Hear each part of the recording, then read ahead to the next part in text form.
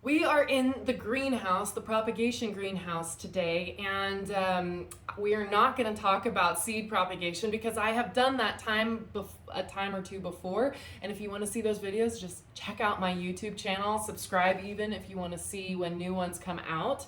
But today we are going to tackle the topic of resituating my houseplants that are right behind me here. The painted lady philodendron and a epipremnum albo. It's a type of pothos vine technically. They're both on poles and you can see they are not standing upright. That is because my cats played dominoes with them. Or anybody who's a cat person and a plant person knows that it's like really hard to have those two passions in life without some casualties.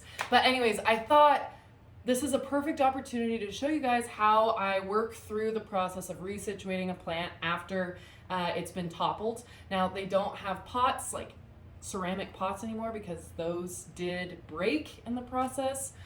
So they're going to go into plastic pots and they're going to stay in those until my cats can prove to me that they're going to leave my tall plants alone. Anyways, it was probably my fault because I locked them in that room with them to keep my Christmas tree protected over the holidays, and my cats like to make me pay for not giving them freedom. What can I say? Better these plants than my Christmas tree. So, without further ado, let's dive in. We're gonna take this one plant at a time, and we're gonna start with my painted lady. First thing you need to do, gather all your supplies. I got a scoop for my potting mix, which is in this big trash can right here. I got some microfiber cloths. I've got some isopropyl alcohol. I can't talk today. I've got some baby soap, my trusty Felco snips, and some slow release fertilizer because our days are starting to lengthen, so I'm starting to feel comfortable giving some fertilizer to plants, especially those that I am resituating, and I think it's a great thing if their roots could have a burst of growth. So this painted lady, about a year ago, I got on YouTube here and I repotted it. It was very stunted in growth because I had a habit of drought stressing it, and it was in a teeny tiny little pot.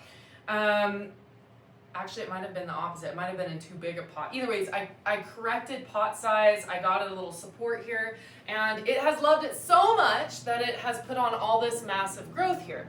Now, that did make it easier for my cats to topple it. So one thing I will always say to people with cats, make sure that your plants are in heavier containers, which wasn't a problem for me, and that they're supported so that they're not unbalanced in the first place. That was really on me, so not all completely on my cats. But when my cats did topple this, they created kind of a soft point on this stem here. It's not really broken, and so I was leaving it attached until I did this video, but this plant has been living kind of on its side for the last couple weeks because I wanted to have a break, and so I didn't want to shoot this video right away, but this plant has been doing just a-okay, and that stem, not a problem, but it is too long for this pole. So what we're gonna just do, I always sterilize my tools before I put them away, so these should be clean. Just gonna top it right there. And I have a nice little cutting. The nice thing about philodendrons and plants in the Araceae family is that a lot of them have root initials along the stem already. Those root initials or root starts can be stuck directly into either water or the rooting medium of your choice.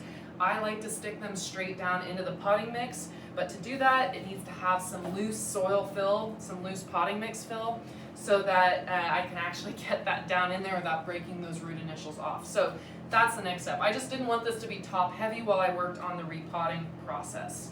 So you can see this is very loosey-goosey. We're just gonna pop it right off because that's how I found it, out of its container, those stupid cats.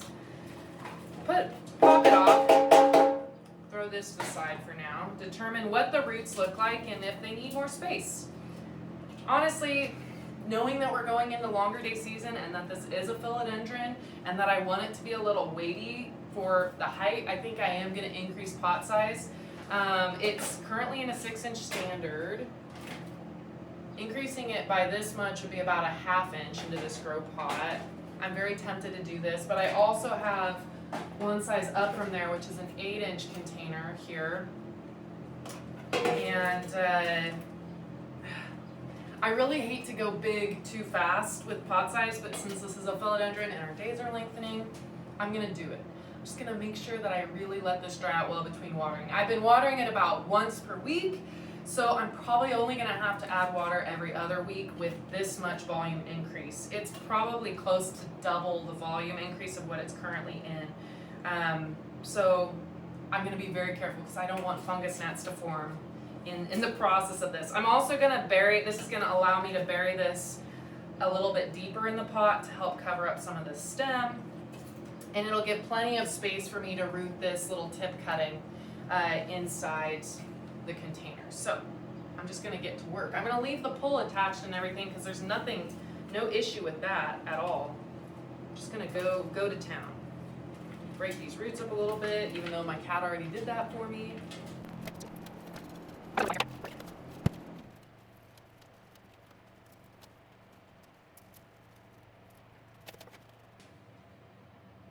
So this philodendron's standing up on its own after I've repotted it, but it is kind of leaning and it's not really, I'm not comfortable with how unbalanced this is. This is kind of the hardship when you're repotting plants that are tall, have pole supports, or are just kind of top heavy because they have that unbalanced feeling about them, especially since the reason this plant toppled over was because it was too top heavy. I am concerned about this situation.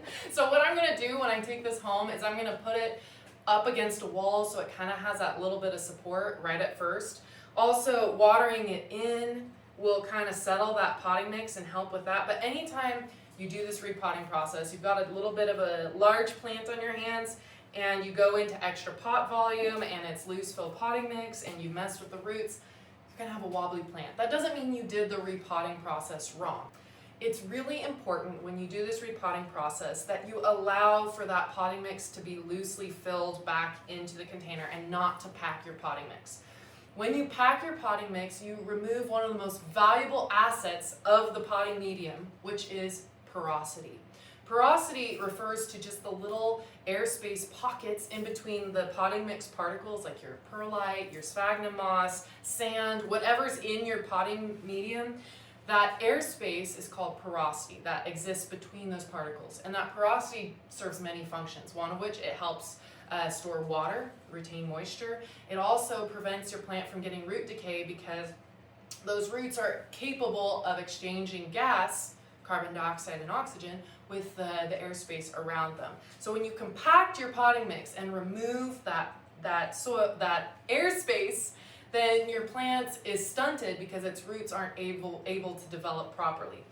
So while it seems like a short-term solution to pack that soil in to keep this stable, it's actually a long-term fail because your plant won't be able to develop properly, and if those roots can't tap all the way to the bottom, eventually it's gonna rot and topple out of the pot anyways. So make sure you allow your plant to have that airspace, that porosity as necessary. All right, let's water this in and then I'm gonna stick this cutting and hopefully that will help with stabilizing.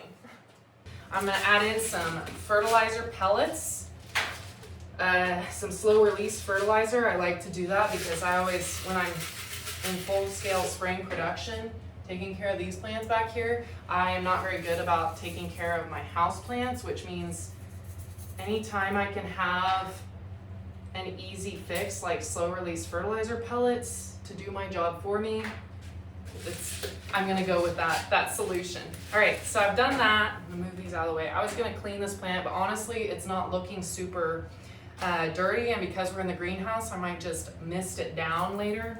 All right, watering can. Which one? Green means there's no fertilizer in it. And since I add that, that'd be dumb to add more.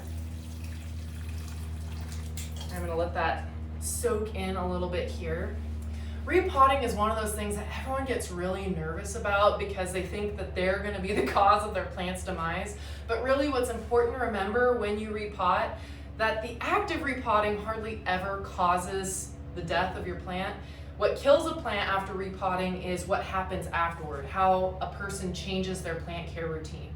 So that means it's really important to pay attention to your plant after repotting for the first 2 to 4 weeks. Make sure you're not overwatering. If you were watering every week, before the repotting process, and then you increase pot volume by, like in my case, double, and then continue to water every week, you're gonna overwater your plant. So it's really important to do those weekly check-ins with your plant for that month after you repot, and make sure you're not overdoing the water. That's usually what I find kills plants after repotting. All right. So I've watered it in until it's draining out the bottom and it's got a healthy drip going. So now it is time to stick the cutting. This cutting is really great because it's got 1, 2, 3, 4, 5 leaves on it, and that leaf area is going to be important for gathering light energy to promote root growth in this cutting. So I'm glad I have a nice hefty cutting, and I'm gonna stick it in down here oh so carefully so as not to break off those root initials.